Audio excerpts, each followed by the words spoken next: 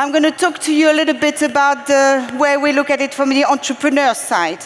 I'm an entrepreneur, so what do we do as entrepreneurs? We see problems, we fix them. We started the company, TomTom was started in '92. We started with 4 people, and it's now a company of 5,500 people all over the world that's trying to make the roads safer, make the world cleaner, and reduce congestion.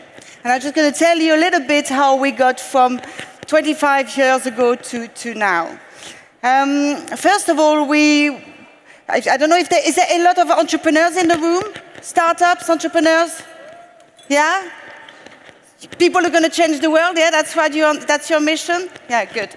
Okay, so then I'll let you know what I've learned on my journey. Maybe it can be useful, you never know. I'm an old entrepreneur, I see you guys are young and eager, so at least maybe some of my learnings.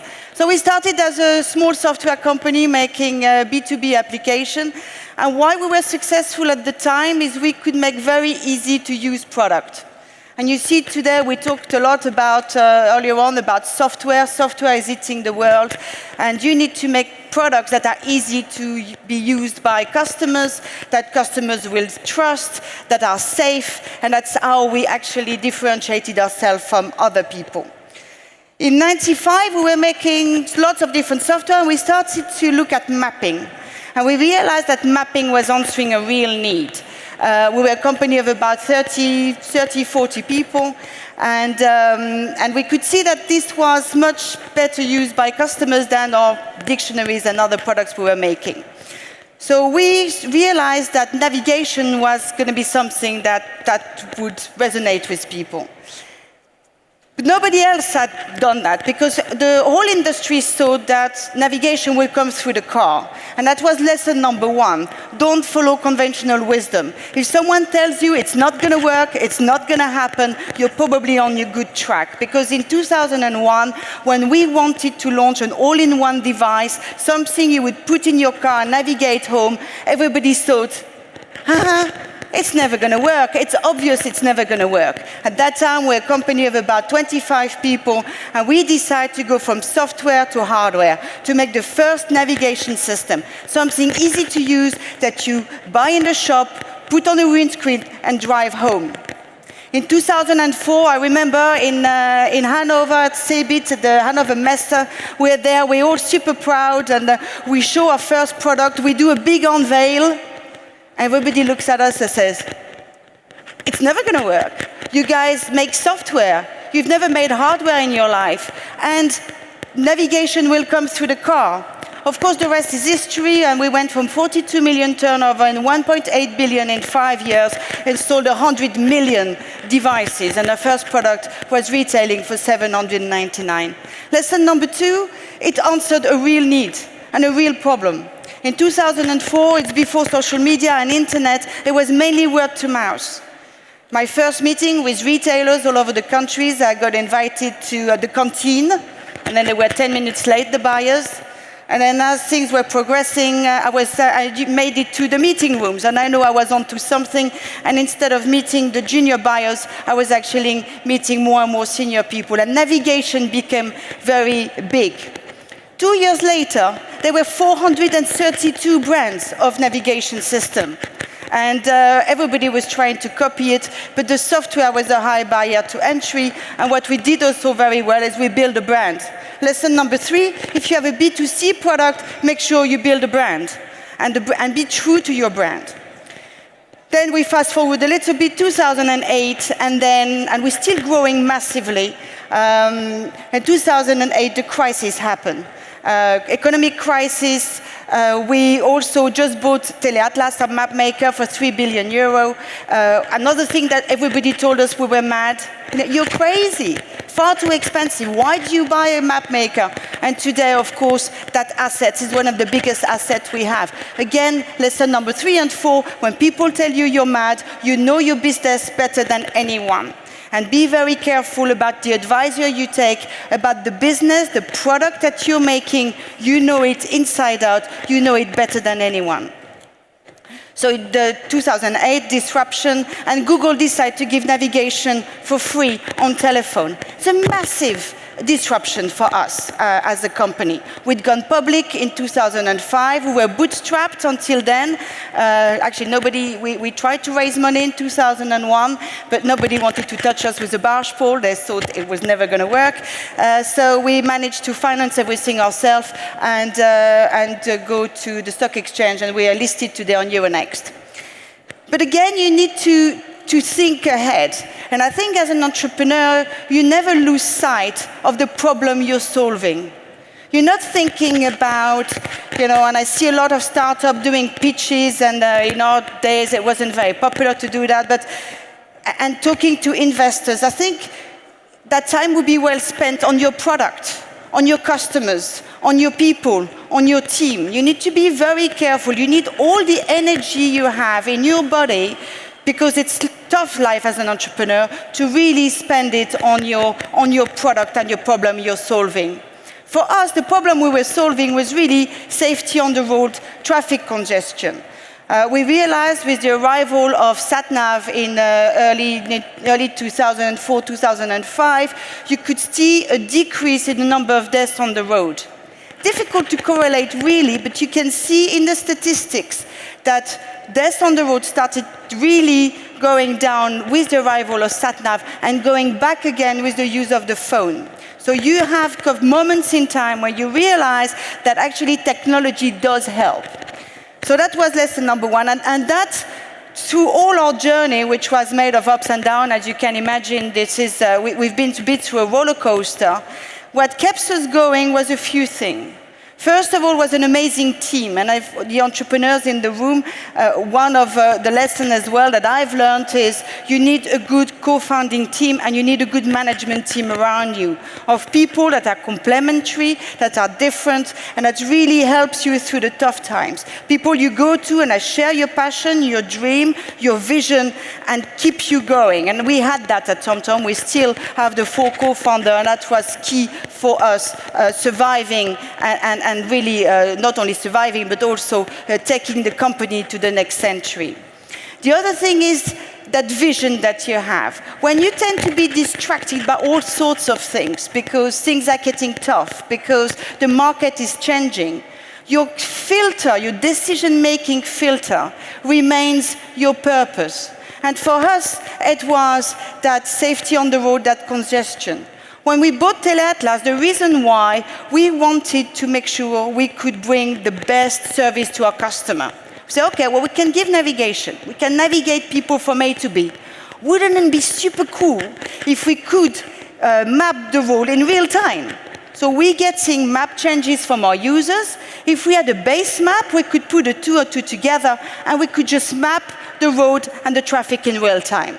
That was the motivation behind the TeleAtlas acquisition. And guess what? Today, that's exactly what we do. We have a global platform where we can actually do billions of map changes and transactions on a weekly basis, where we really can map the road in real time. And guess what? That's what's super important for the driving of tomorrow. For autonomous driving, we use another technology, which is high-definition map, but also going to level 5, you need that real-time map making. So that crazy idea for the outside world was actually, for us, that decision-making was completely in line with our strategy.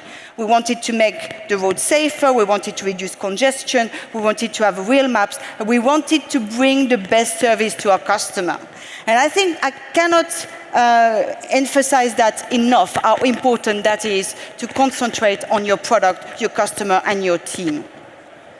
So that's what we did, and we also decided then before the disruption to buy a map maker, to concentrate on the technology, and also to concentrate on traffic information. You can see that if people are using traffic information in the car in cities, about 15%, you can reduce traffic congestion by about 5%. There are real impacts. You can actually balance the road traffic over the road. So there are enough roads, except that people are driving on the same road at the same time. So with software and with accurate real-time data, you can actually balance the traffic load on the road network. And that's what we've been doing. And today, TomTom has 80% of the traffic information data and supply 80% of market share in the automotive industry in Europe and 40% in the US. So that's what those technology investments, which for the outside world look a bit weird because we were growing like crazy. In 2008, we're still selling millions of products every day. That technology play that we decided earlier on is now what we're capitalizing on. So in the meantime, navigation, as you know, the sat-nav, the Cassius that everybody understands, that business is going down because people are using navigation on their phone. But the issues of road safety and congestion is still there, and it's been very eloquently said earlier on. So what we're doing now is really taking further risk and further investment in innovation, and that's what entrepreneurs do. That's what we do. We look at things and we say, okay, we think with the technologies that we have, we can make a difference again. And we're today one of the biggest supplier of high-definition mapping for autonomous driving. And actually, a lot of our researchers and scientists are in Berlin, and we're definitely looking towards that future. How can we be, wouldn't it be wonderful if our cities tomorrow are much safer? You can have multimodal transport, cars and autonomous cars will be probably a lot safer than normal drivers, and then we'll get the cities back. There will be less car parks, there will be more green. You can imagine this sort of much more quiet cities with a much better way of moving people around. So that's what we're working on, and that's that vision, that Northern Star is what kept us going. Because there's one thing as life as an entrepreneur, I can tell you, it's not a lifestyle gig. It's not winning the next prize and the next pitch. It's resilience. And some of you may be older entrepreneurs, but for young entrepreneurs, I can tell you that having been an entrepreneur now for nearly 30 years, it's bloody hard work. And you really need to believe in what you do, work with people that inspires you. The people are key. Don't underestimate that. That's probably one of my key learning, is the people you put around you to take you through that journey are so important. When you're down, when you wonder how you're going to take it to the next step, that's what keeps you going. Your employees, your people, and the problem you're solving. I think that is really, I've said that a few times, but that's really a driver. So I will conclude, maybe there's some question, but basically what I would say is the entrepreneurial journey is a fantastic journey. Entrepreneurs make a difference, they take risk, they change the world. I've got no doubt about that. We need them, but you need to really be convinced and passionate about what you do. It's not for the money, it's not for the glory, it's really for solving problems. And it's really that passion in your product and then the impact that you think you're going to have, and you believe that's going to get you through. But then what I can guarantee you is that you will make a difference.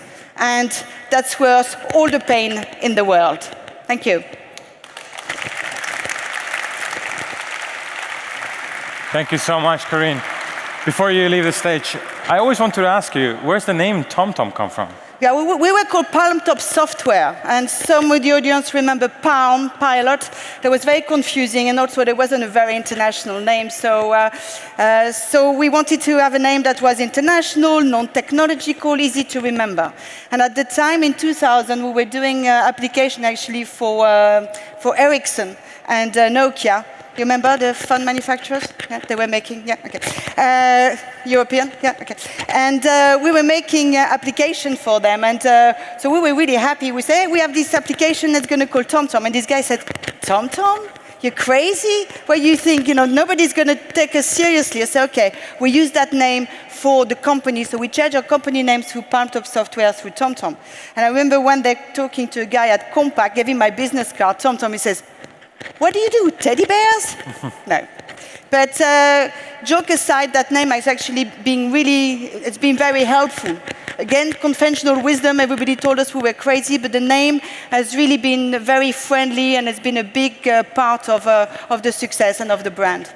When now a lot of people obviously use TomTom, but there are some car companies that have implemented it in their software. Yeah, so we have most of the car companies in the world, actually, we count as customers. We pride ourselves on that. Some use, like Peugeot, the whole system, so navigation, maps, traffic. 80% of the traffic in your car in Europe is actually come from TomTom, but we also have a lot, so in the car industry, we also have map, traffic, or the whole system. If you have an iPhone, the map is from us. You can have a look. If you look at information, it's TomTom Maps. And we have, we actually, there's only 3 map makers in the world, Google here and us. So, we are. So where is the mapping, how important really is mapping technology to improve?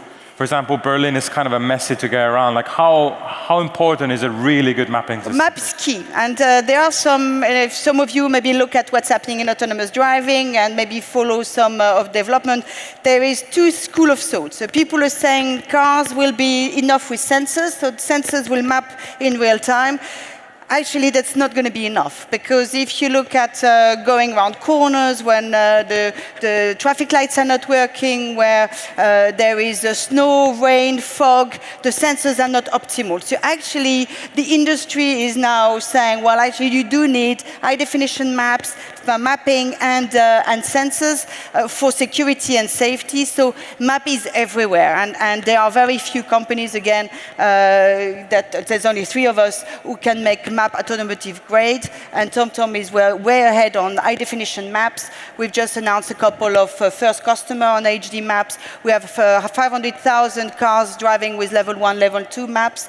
And what's interesting is, talking about safety, which is a big discussion topic here, we're going, level 5 is fully autonomous. And there's a lot of skepticism about that. How long will it take? Actually, it doesn't really matter, because all the work that's being done in the meantime will make the road safer and will make the car safer. All the work that us and the industry is doing is got one obsession, is to make driving safer. So the steps we're doing, level 2, 3, and before we arrive at level 5, the whole problem we're trying to solve as the ecosystem with people working and companies working in this industry is making the road safer. And for that, you need maps, you need real-time traffic, real-time map making, and that's why we're concentrating. Do you have any satellites up there? No. There's other people who do that, so we all use satellites from companies who are very good at that. That's the other thing. Don't try to do everything. If you are a startup or scale up, or the one thing is to focus as well. I often see, and we've had the same issue, you try to do too many things. It's sometimes more difficult to decide what not to do. And one of the things we've decided not to do is to put satellites. You're going to have satellites coming up? I think it was a good idea. You want to build some satellites? No, that's okay. That's okay. I leave that to people who know how to do that. Finally, what kind of people are you looking at meeting here? Yes, well, I think it's interesting sometimes you feel very isolated in solving your problems. It's quite hard. And hearing people this morning on the stage that are asking exactly the same question we're asking ourselves, but looking at it from a different angle, either from the regulatory or from the car making, software making. I think that's interesting. And the problems we're trying to solve are very complex. Let's face it.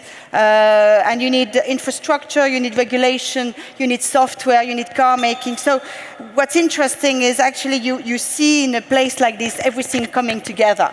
So I'm looking forward to meeting people trying to solve the same problem I'm trying to solve with my team, but looking at it from a different angle. Corinne, merci beaucoup. Thank you so much for coming. Thank you. Corinne Vigreux. Thank you. Thank you very much.